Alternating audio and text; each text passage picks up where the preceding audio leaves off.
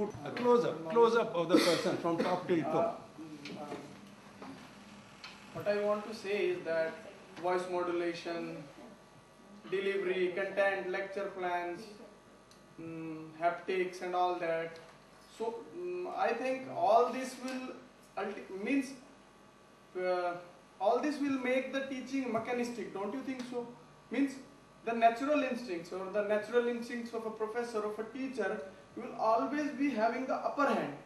Means they should be make refined or polished by giving these type of trainings, but ultimately when he will stand on this podium to give a lecture or to profess on some subject, he will ultimately be driven by its own natural instincts, not by the polishing. Or if we will polish him up to more than which is required, then ultimately the spontaneity of the person will get lost, and the sheen and the shine of the professing skills of that person will fade up after some time. So that's I want to see. Is that all? So friends, भूल जाइए कि camera लगा है. मुश्किल हो रहा है ना, आपने बता दिया नहीं तो भूल जाओ. चलिए यही देखिए वही हो जाएगा. So I'm going to speak a little bit about this industrialization and urbanization of the agriculture land. If we see that for last 50-60 years, a lot of improvement is there in the agriculture production, food grain production. But at the same time, our population is also increasing. So when population is increasing, and due to this population pressure, the natural resources which were otherwise used by the agriculture sector, now they are going for other sectors too, like industry, power and all that, especially the water.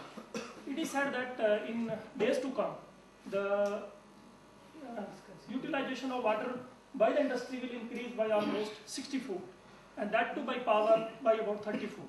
So, and agriculture is going to lose its share in, especially in the water. Now on one hand population is increasing, and on the other hand we are devoting our land, or we are converting our land into the industry, or you can say this urbanization. So we have to think over it.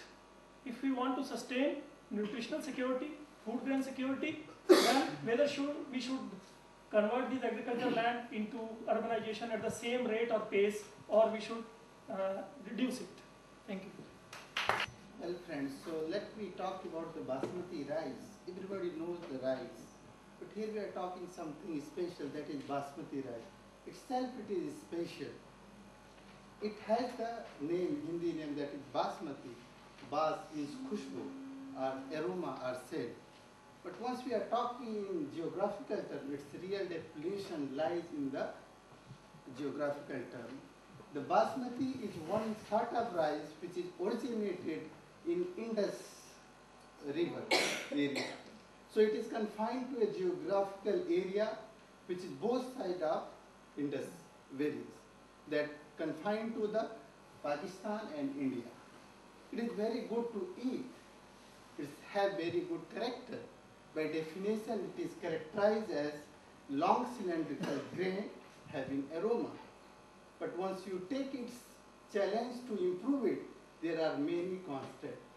The one itself is, it is native to a particular geographical area, so one has to bound to improve and make a gene source from there and exploit the things over there. If you take the same material and plant somewhere else, then there is change. What are the constants over here? Low yielding, good quality, that is positive thing, tall, less responsive to the fertilizer. We are talking to the green revolution, we are talking to the productivity, we are talking to the taking account of the quality itself. So how can improve it?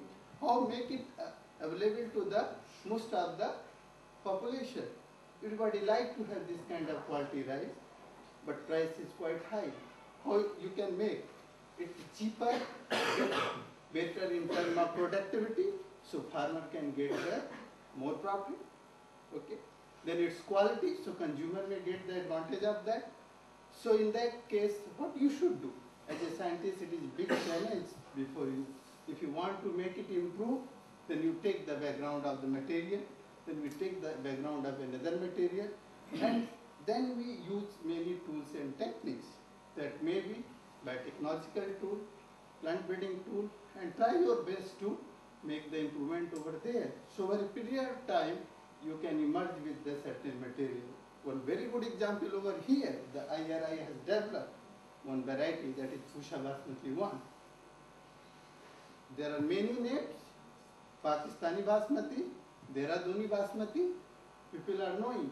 This brand is not only familiar in the India, it's global because it is more confined to the export.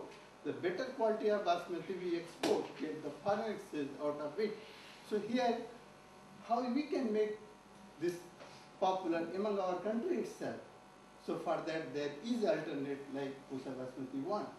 Then not only this, then other concept has emerged to breed the hybrid in this, to have the high productivity, high quality. So again, IRI has developed one variety, that is PRS10, this is a hybrid. This is the first hybrid developed across the world in rice, particularly in Basmati rice for aroma type. So this kind of improvement is need to have, not to meet the other requirement, to meet the global requirement, because this is confined only to the Indus Valley region. So this is our collective responsibility of India and Pakistan to develop. This is one part. If you take its commercial value, Well,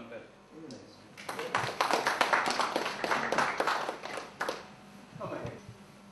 Let us consider this is a forum where I have been given a chance to seek financial assistance from the government to invest my experience in the field of my specialization. That is my field of specialization is plant breeding.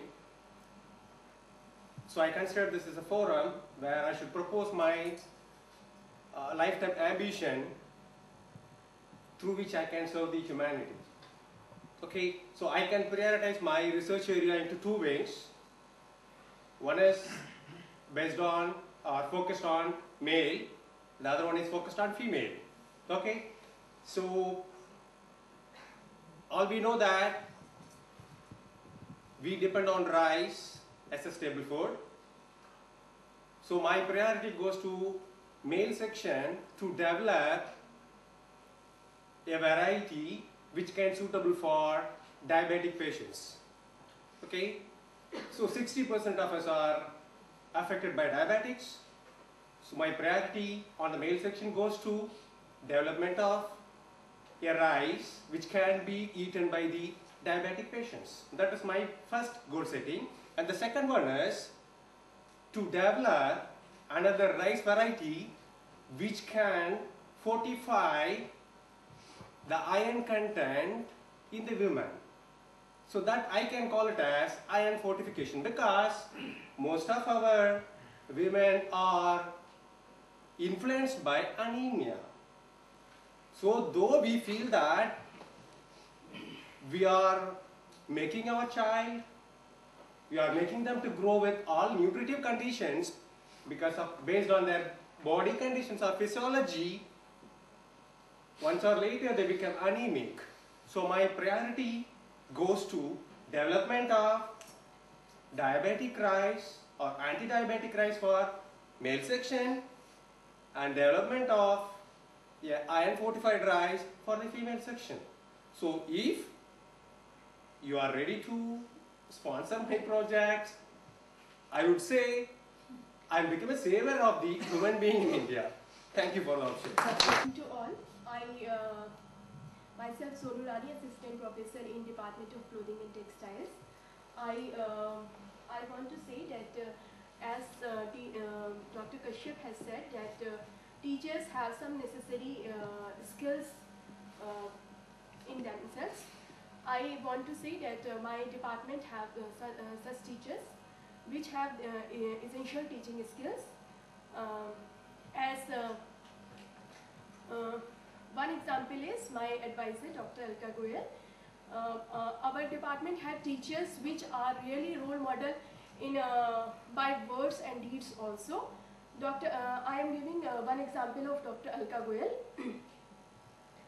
When I am pregnant, she helped me a lot, and I am not Special instruction. And good morning to all. Here, just I want to correlate what Dr. Subhash Chandra had stated about this. Is talking about industrialization, and thereafter Dr. Idya Pandey talked about the development of basmati varieties. Now you see there is what contradictory a trade-off between the two. One side there is development, another side there is agricultural development. So, what he is talking about sustainability. The focus was is of sustainability. With such a pace this industrialization will go on and on. Then what will happen to the this food requirement of population? From where we have to meet? Earlier we used to import from this US under PL 480 scheme. Still you want to go for that in near future or not? But if you go for agricultural development, this is at the cost of sustainable development. Therefore, it is assumed that there is trade-off between the two. And the policy makers are now supposed to think about the situation. Then what will be the pace of development? What will be the policies? Even though we'll give the example of this industrialization took place here near Rudrapur, there is a scheme that when whatever amount you discharge from this earth, you are supposed to recharge it after purification. But it has observed that with the nexus of the environmentalists, some pollution experts, the discharge is not to that extent or to that pace as is required. Even though there is discharge, but not of that pure quality. The polluted water is being discharged by force. Then what will happen? The entire surface water, underground water will get polluted later on. And then the productivity, what is talking about Dr. Pandey, what is basmati, good of aroma, geographical specific variety, though it is defined by geography itself. What will happen in the next 10 years? You will not getting such an aroma in that variety. Okay, thank you. Good morning. You might have heard of TNFU. Probably it's very simple. That is Tamil Nadu Fisheries University. This university has been established by Government of Tamil Nadu in the year 2012 in July to cater to the needs of fisheries research, education as well as extension needs of the people of Tamil Nadu. This has not, though it is a new university, it has not come all of a sudden. This university has been created by upgrading Fisheries College and Research Institute, which was a constituent of Tamil Nadu Veterinary and Animal Sciences University. And in connection to that, we had some other components also, some research centers which had been grouped together, and finally creation of two another important units, that is Institute of Fisheries Technologies, one at the place of Nagapatnam and another in a place called Poneri, were grouped together, and finally this university was evolved. Presently, this university has a student strength of 35 students. Then for the UG we have 35 students. Apart from that, for PG we have a student strength of 25, then some PhD students. And the students of this university have been doing remarkably well in various disciplines of fisheries research. They are placed in research institutes, in state fisheries departments, as well as outside the country. And they have been doing remarkably well. I think probably this information on this Tamil Nadu Fisheries University will be useful for you. And if you are interested in knowing further, you can contact me as well. Thank you. Very good morning. I am Dr. Om Prakash, heading the Aerospace Engineering Department in University of Petroleum and Energy Studies, Dehradun. In my department, we have two programs. One is Aerospace Engineering, which is the conventional aerospace engineering, and BTech in Avionics. Many times people ask, we have many aeronautical engineering colleges in southern part of the country, and there is a question, what is the difference between the aeronautical and aerospace engineering? Then I tell it's aeronautical is included into the aerospace engineering. And what all is the aeronautical engineering deals with? Then I tell people the aeronautical engineering, any aeronautical engineer should be able to design an airplane according to the requirement of the customer, whether it is a 5-seater, 20-seater, 200-seater. Now we have aircrafts coming at 800 seaters. There is altogether change in the design of the technology between the size and the capacity of the aircraft. My personal area is the flight mechanics and control. I cannot even make the thing fly in the air. I can even control that thing according to my requirement. So my area is flight dynamics and control. We not only design the airplane, we also design the autopilot of the airplane, so that the pilot who is flying the aircraft, he is very comfortable in flying the aircraft. The kind of technology we put in the aircraft, that if you have seen the Volvo buses and Mercedes-Benz buses, that kind of comfortability we have to give to the passenger of the aircraft.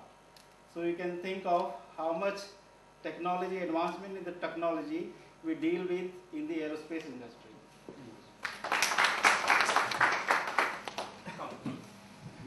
My friends are talking about their professions and their achievements and ambitions and all. But what I want to talk about is myself. Because in my family structure, my father is just like a banyan tree. For very old, 65-year-old banyan tree, we are supporting 5 pillars. Out of 5 pillars, my elder sister is married and living in Pondicherry. The remaining 4 brothers, I am the eldermost one, followed by 3 younger brothers. When I was born during the year 1974, my father was just a watchman in ordinary government office. From the watchman, my father had 4 acres of ancestral property. When I grown up, when I joined during the year 1992 as a BVSC student at Madras Veterinary College, my father mortgaged 1 acre of land. When during the 3rd year, he sold the 1 acre of land. Simultaneously, last 4 children were grown up to different professions. We lost all our 4 acres of ancestral property land. Very often my father said, I don't lost my 4 acres of ancestral land, my 4 children are there, they are grown up. Because now I am today working as assistant professor in Madras Veterinary College. My first younger brother is working as an airman in Gwalior Air Force Station. Another second younger brother is a MD, he is practicing in Pondicherry. Another younger brother is a lab technician, he is attaching with one of my younger brothers. What I am telling is, even though I am coming from a very poor family, very often I am thinking about what is the genesis of I am, what background I am coming, how I have to grow my children. Here, usually when I come to North India, I have a feeling of some little bit of inferiority complex about, I don't know about Hindi. But the politicians played a major role. They destroyed all our 3 or 4 generations of our generations not knowing about Hindi. But my children I have 2 children. One of my children is studying my 6th standard. Another one is girl. He is studying about 2nd standard. But they are learning Hindi. One day they will come to North India. They will speak with your children and grandchildren. That's all. Comes up, any motivation that comes up, any learning that comes up. Lots of things are there in context of voice. Voice has layers. When we utilize this strength as a speaker, we come up to create impact. We can just visualize differences through stress, intonation, pause. When I say India is a vast country, India lives in 6.5 lakh villages. I say about 70% Indians still live below poverty line or live in meager situations.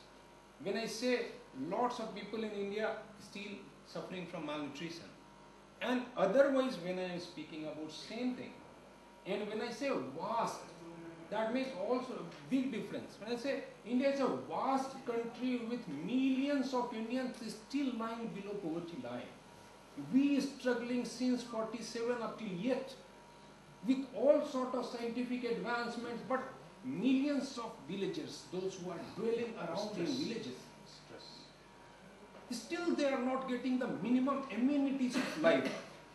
What we are talking about when we talk about in terms of coming up as a big nation, a developed nation, if we can't bring people, if we can't give them their minimum amenities of life, the whole lot difference comes.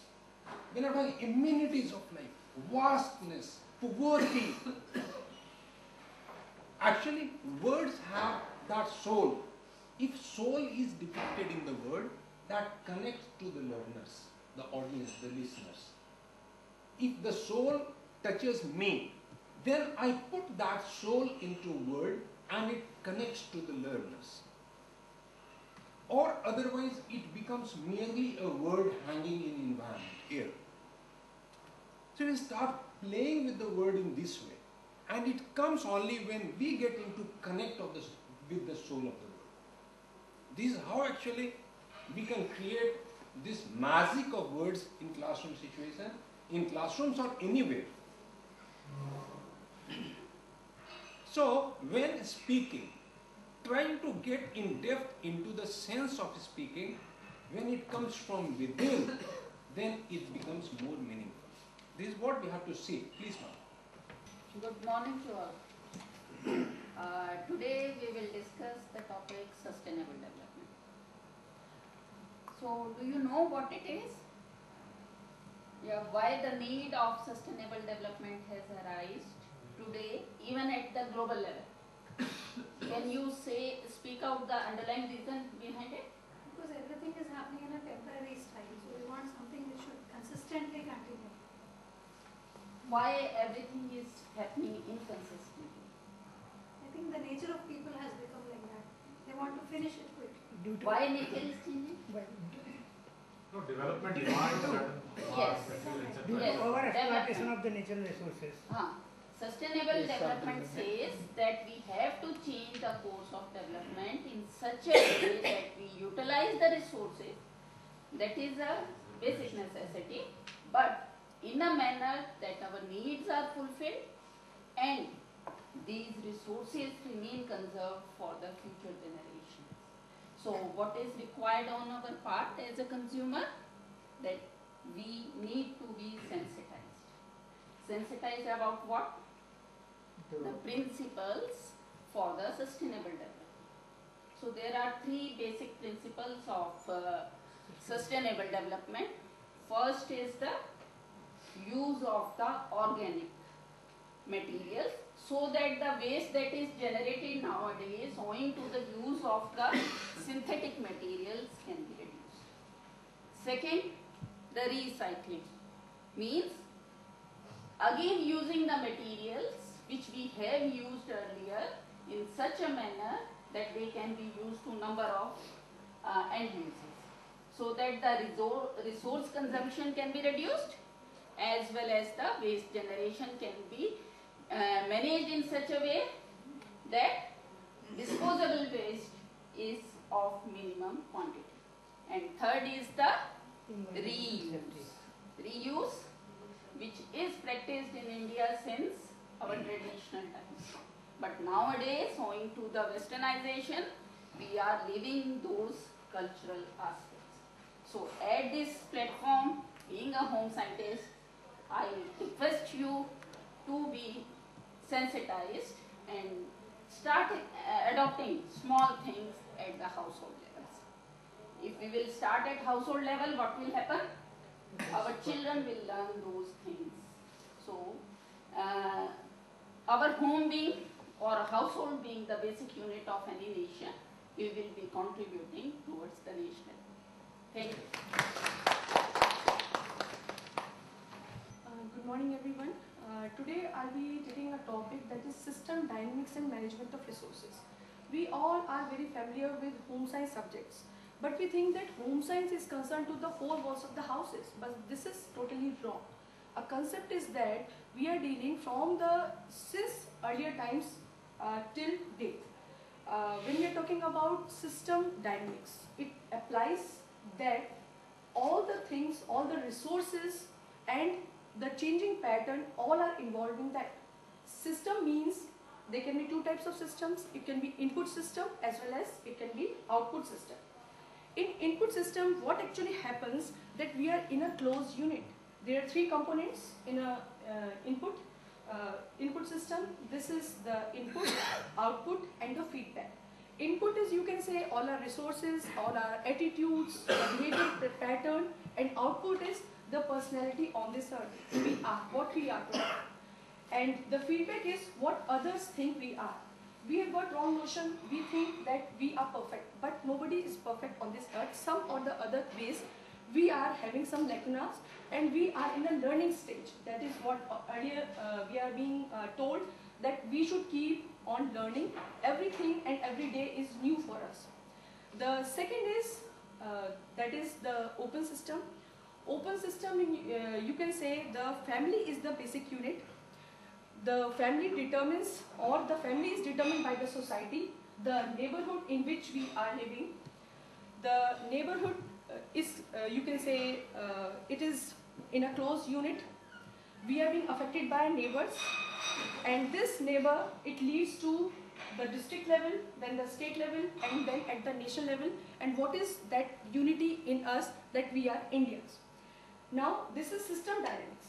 When we come to management, I've already explained you that what is management. It is basically planning, organizing, controlling, and evaluating the resources. We are thinking that it is very simple to manage the resources, but it is really very difficult.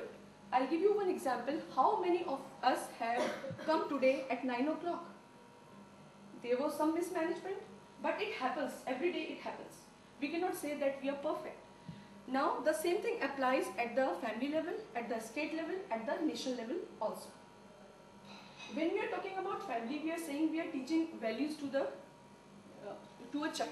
At the classroom, we are dealing with the lecture. But the same thing happens.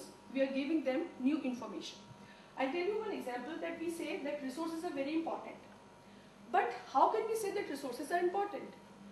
Once, when I was going to Delhi, what happened?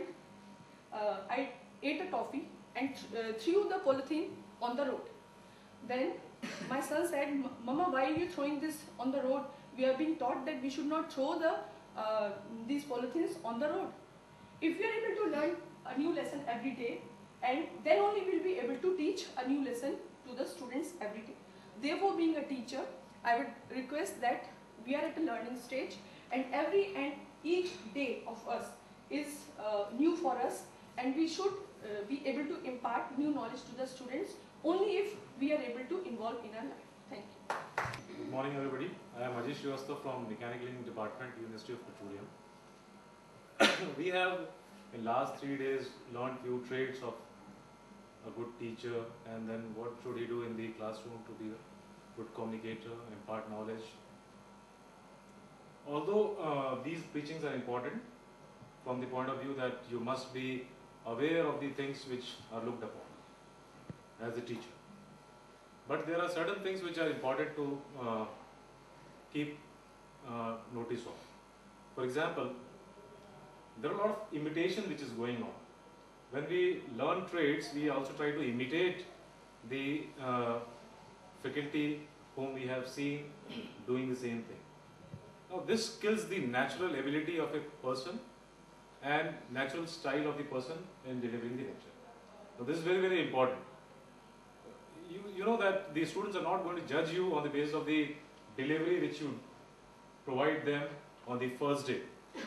They are going to take time to judge you. It is not just one day where you will be judged as a good teacher or a bad teacher. You need to have your personal space. You need to have your own style, and you need to give them personal space so that they can learn and also evaluate you as a teacher. Now, this is very, very important. This will help you emerge as a new teacher, new kind of teacher who can be imitated later on. Instead of imitating, you can become a new style of teacher. You can become a new style in teaching people. Now, this is very, very important, and if it is not taken cognizance of, you may get carried away with the styles of others. Now, that is very important, and which I feel that should be told. The other important thing is we are deliberating a lot of things from the point of view a faculty is delivering in his class. There are a lot of things which a student should also do when he is coming to the class. And we should see that if the student is coming with an aptitude, an attitude to learn, or just coming to the class with blank mind and closed eyes, and you have to awake him and then start delivering. It is also the receiver who is important in the process, because it's a two-way communication and you need to see that. And for that, the audience which is there, which is listening to you, should also have an aptitude. And it is, in normal situation, it is a given fact that the people who are sitting in the class, they are coming to learn. So we need not always align them to the topic which we are going to deliberate upon. A normal lectures, normal course which is having 40 lectures, the initial 2-3 class can be used for aligning them, and the student gets aligned to the topic, and the next day the students are actually ready that faculty is coming and he is going to talk about this particular topic in this class. He is going to deal with this subject. Either they come with preparation, or if they don't come with preparation, then also they are ready to receive that thing. So instead of wasting every day in connecting to them, what you can do is revise the things which was read in the last class for a minute or so, and then carry on. But the other important facts which Dr. Kashyap told, which is very important, is the duty of the faculty member, and that must not be neglected in a class, especially the facts which are there in the cognitive domain. That is a very important thing which I have learned, because normally knowledge, the first one as is told, which is the top priority, we impart, but we normally don't see the comprehension of the student about that fact, and we also don't check them on those comprehension.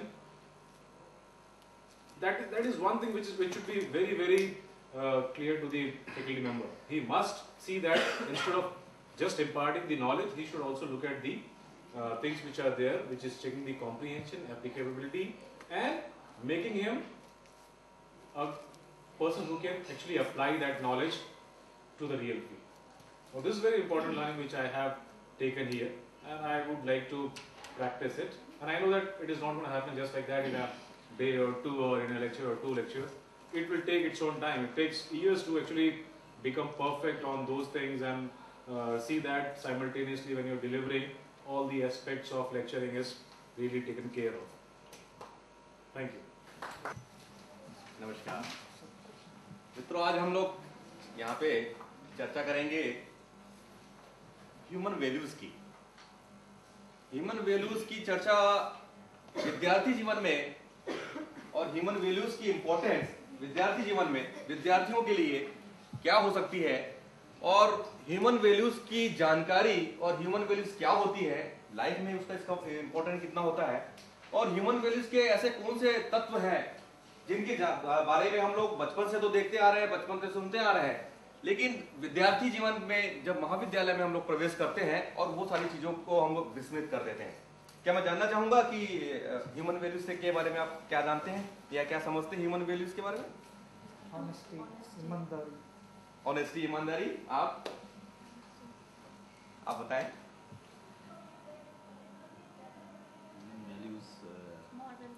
Discipline and punctuality.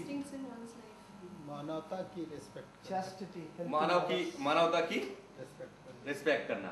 लेकिन human values में ऐसे बहुत सारे तत्व हैं, internal और external, जिसके माध्यम से हम अपने व्यक्तित्व के माध्यम से समाज में जो रिलेशनशिप मेंटेन करते हैं उसको बेहतर तरीके से किस तरीके से मेंटेन करें, ये हमारे मानवीय मूल्य हैं। जैसे आपने बताया, ईमानदारी हो सकती है, किसी पे विश्वास हो सकता है, किसी के प्रेम हो सकता है, किसी के बारे में ईर्ष्या हो सकती है, किसी के बारे में रिस्पेक्ट हो सकता है। ऐसे तमाम तत्व जो एक पर्सनालिटी में, एक समाज में व्याप्त हैं, जिसके माध्यम से हम अपने जीवन को बेहतर तरीके से जीना सिखाता है, ऐसे तमाम जो मूल्य है वो मानव मूल्य कहलाते हैं। और मानव मूल्य जो विद्यार्थियों के जीवन में, जैसे बचपन से हायर सेकेंडरी तक आता है, वो अपने टीचर्स की, अपने गुरु की बहुत रिस्पेक्ट करता है, लेकिन जैसे ही विद्यार्थी कॉलेज में या महाविद्यालय में प्रवेश करता है वो सारी चीजों को भूल जाता है, क्योंकि वातावरण उसका चेंज हो गया है। वो खुले वातावरण में आ जाता है, और खुले वातावरण में आने के कारण वो सारे ऐसे सिद्धांतों को, ऐसे सारे मूल्यों को जो जीवन में बहुत आवश्यक है, वो उसको भूल जाता है। अपन में से कितने विद्यार्थी हैं जो आप सुबह उठ के माता पिता के चरण स्पर्श करते हैं? ऐसा कोई भी नहीं होगा जो अभी चरण स्पर्श करता हो। ऐसे कितने विद्यार्थी हैं जो क्लास में आने से पहले टीचर को नमस्कार करता हो या उसको प्रणाम करता हो? ऐसे कोई नहीं। ऐसे कितने विद्यार्थी हैं जो अपने जो कलीग्स हैं, अपने रूम पार्टनर से उसकी रिस्पेक्ट करते हैं, उसकी भावनाओं का सम्मान करते हैं, उसको दुख पहुंचाने की चेष्टा नहीं करते, या उसको उसके बारे में ये जानकारी रखता है कि उसको कब मेरी बातों से उसको दुख पहुंच रहा है या मेरी बातों से उसको कभी कुछ ग्लानि हो रही है? ऐसा कोई नहीं। तो हम ये सब देखते हैं कि आज के जो आधुनिक जीवन में है, ये मानव मूल्य बिल्कुल भी समाप्त होता जा रहा है। इसलिए कॉलेज के लाइफ में यूजीसी भी, जो अपने यूनिवर्सिटी ग्रांट कमीशन है, उन्होंने आज ये महसूस किया कि जो कॉलेज विद्यार्थी, चाहे वो टेक्निकल में हो, चाहे मेडिकल में हो, चाहे प्रोफेशनल कॉलेज में हो, उनको मानव मूल्य की शिक्षा की अनिवार्यता की जाए, ताकि वो जब अपनी ग्रेजुएशन करके या अपनी शिक्षा को ग्रहण करके समाज में जब कार्य करने जाए, तो उन मानवीय मूल्य जो बचपन से हमारी संस्कृति में व्याप्त था, उस संस्कृति को लेके वो आगे अपना काम करे और देश की उन्नति में अपना योगदान 100% दे।